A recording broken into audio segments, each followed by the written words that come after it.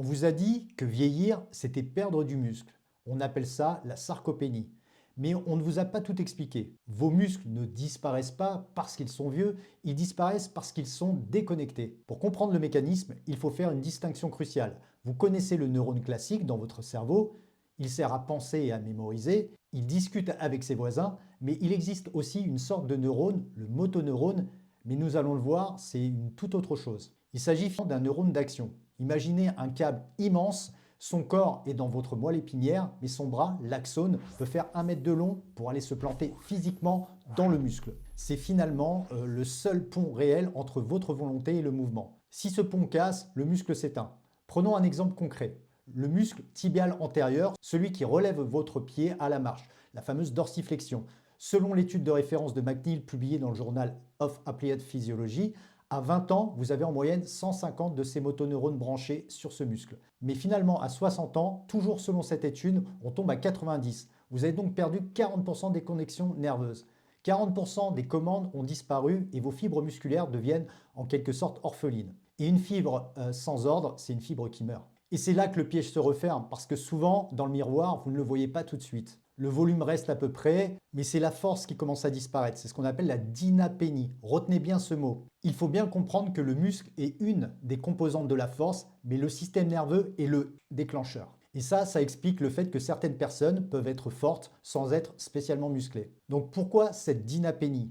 Parce que vous avez perdu du câblage nerveux. Vous avez le moteur, mais vous n'avez pas vous n'avez plus les bougies d'allumage. Vous devenez faible bien avant de paraître vieux, mais heureusement, le corps a un plan de secours. Les nerfs survivants peuvent repousser pour aller sauver les fibres orphelines. Mais pour ça, ils ont besoin d'un engrais miracle, le fameux BDNF, qui est créé finalement à partir de la contraction musculaire. Cette contraction va créer des protéines que l'on appelle des myokines, qui vont délivrer le message au cerveau de créer ce fameux BDNF, Brain Derived Neurotrophic Factory. Il faut également comprendre que le BDNF agit sur le muscle, mais également sur le cerveau en favorisant la neurogénèse, ou ce qu'on appelle aussi la plasticité neuronale. Et la plasticité neuronale, c'est juste le fait de construire de nouvelles connexions. Donc oui, quelque part, le sport rend intelligent au même titre que faire travailler son cerveau en apprenant par exemple une langue étrangère, ou aussi finalement en apprenant à jouer d'un instrument de musique. Le BDNF, c'est finalement à la fois le ciment qui consolide les murs existants et l'architecte qui construit les extensions de la maison. Alors, cette molécule ne se trouve pas en pharmacie, elle se trouve finalement dans votre cerveau car c'est lui qui la fabrique quand vous faites de l'exercice intense.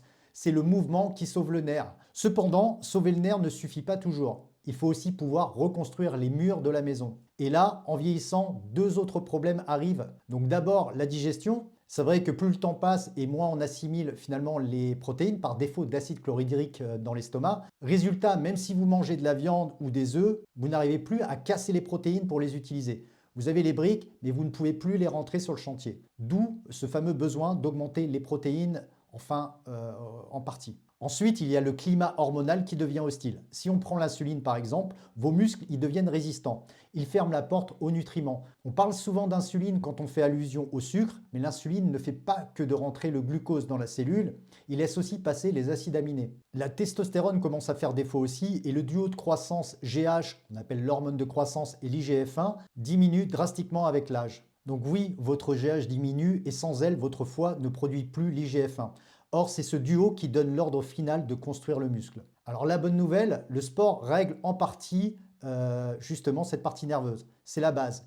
Mais pour la partie hormonale et digestive, il existe des stratégies précises pour relancer la machine. Si finalement vous voulez comprendre comment booster naturellement votre IGF-1, votre testostérone et vaincre le blocage hormonal, likez cette vidéo. Si j'obtiens 1000 j'aime, je vous fais une vidéo complète sur le sujet. Alors à tout de suite. Comme d'habitude, pensez à liker, à partager et à vous abonner. Passez de joyeuses fêtes.